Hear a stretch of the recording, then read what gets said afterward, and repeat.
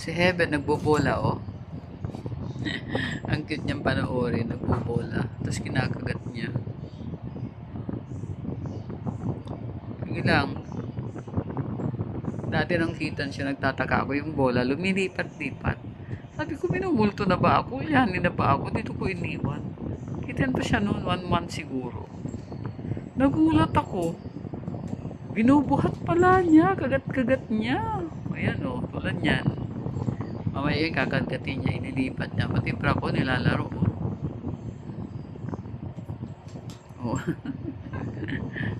Mamaya yung kakagatin niya na. Cute. Oo. Nahanap niya yung bola niya, yun.